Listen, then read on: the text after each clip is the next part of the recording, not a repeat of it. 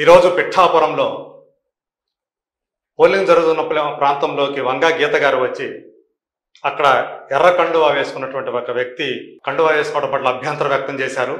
ఆ కండువా తీసేయాలని కోరారు. అసలు ఏం జరిగింది ఈరోజు అక్కడ పోలింగ్ టైంలో అనేది ఒక్కసారి మనం ఆ వీడియో చూద్దాం.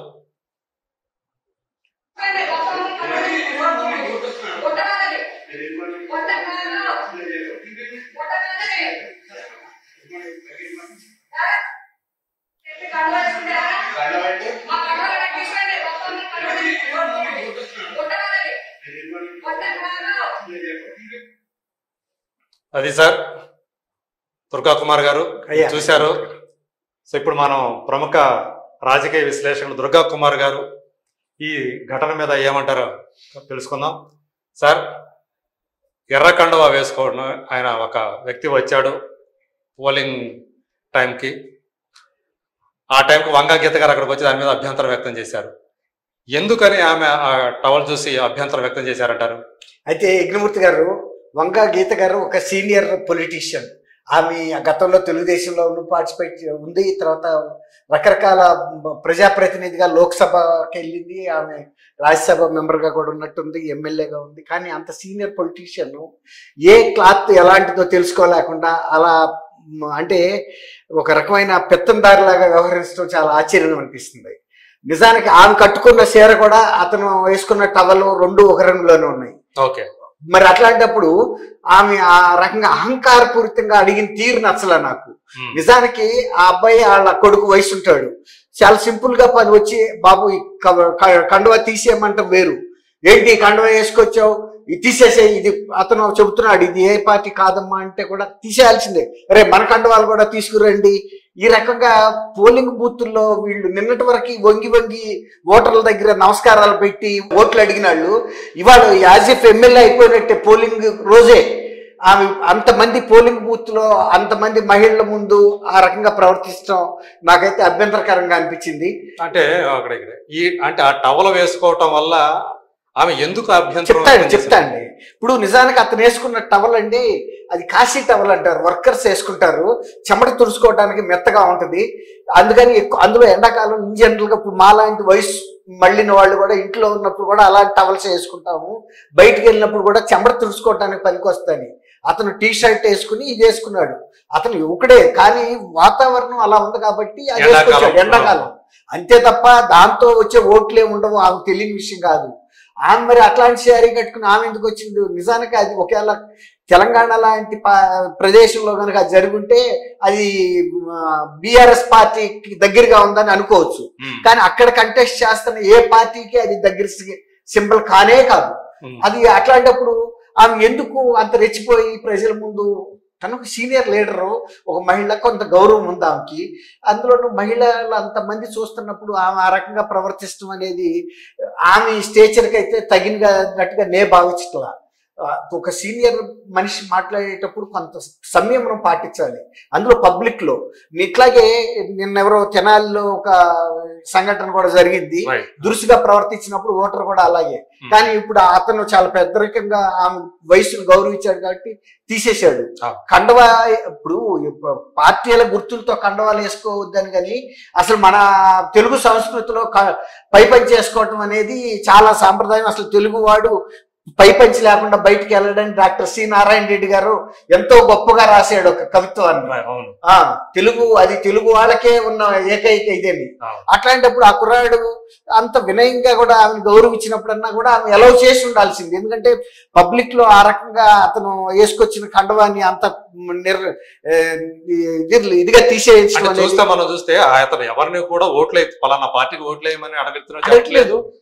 ఆ కండువా ఏ పార్టీకి సింబల్ కాదు, ప్రభావితం చేసే వ్యక్తి కూడా లాగా కనిపించలేదు. బట్ చాలా చోట్ల చూస్తే ఈ రోజు వైసీపీ నాయకులు కానివ్వండి, వాళ్ళ కార్యకర్తలు కానివ్వండి, మిగతా పార్టీలకు సంబంధించిన, అంటే ప్రధానంగా కూటమి పార్టీలకు సంబంధించినటువంటి ఏజెంట్ల మీద, వాళ్ళ కార్యకర్తల మీద దాడులు చేస్తున్నారు అని చెప్పేసి వార్తలు వస్తున్నాయి.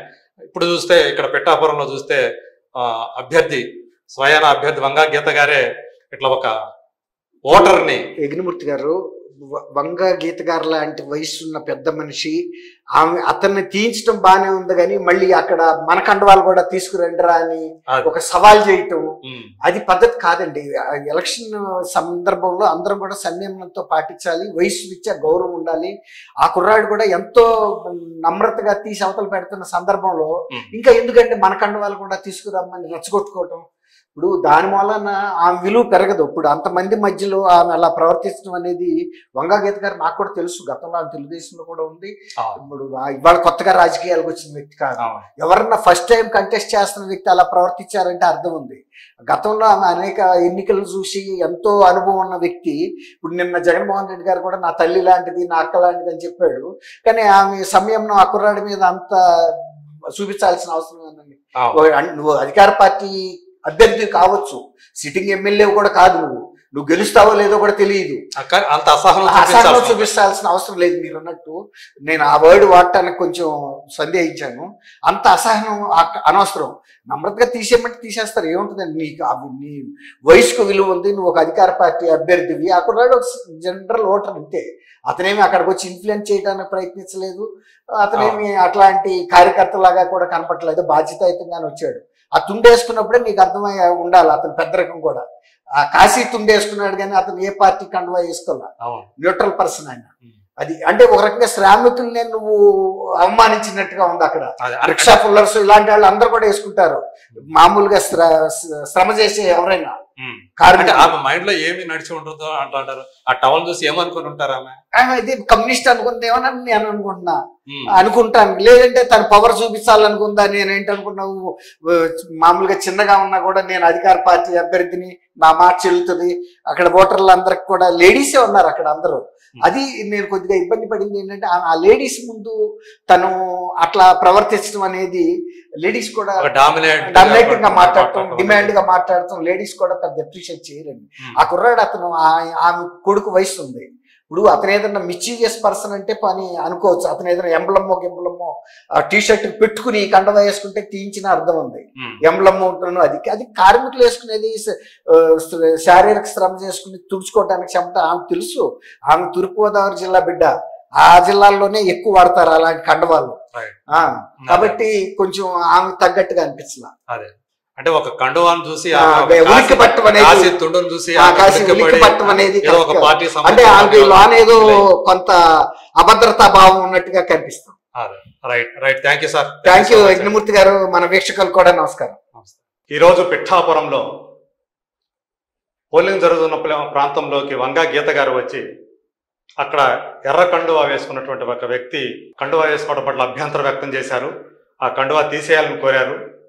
అసలు ఏం జరిగింది ఈరోజు అక్కడ పోలింగ్ టైంలో అనేది ఒక్కసారి మనం ఆ వీడియో చూద్దాం.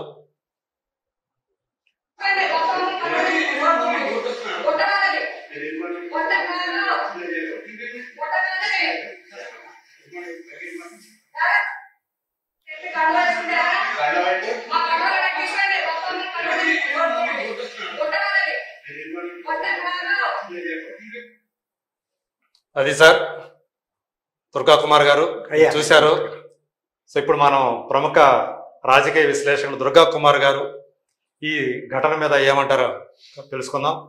సార్, ఎర్ర కండువా వేసుకోవడం, ఆయన ఒక వ్యక్తి వచ్చాడు పోలింగ్ టైంకి. ఆ టైంకి వంగా గీత గారు అక్కడికి వచ్చి దాని మీద అభ్యంతరం వ్యక్తం చేశారు. ఎందుకని ఆమె ఆ టవల్ చూసి అభ్యంతరం వ్యక్తం చేశారంటారు? అయితే యజ్ఞమూర్తి గారు, వంగా గీత గారు ఒక సీనియర్ పొలిటీషియన్. ఆమె గతంలో తెలుగుదేశంలో పార్టిసిపేట్ ఉంది, తర్వాత రకరకాల ప్రజాప్రతినిధిగా లోక్సభకి వెళ్ళింది. ఆమె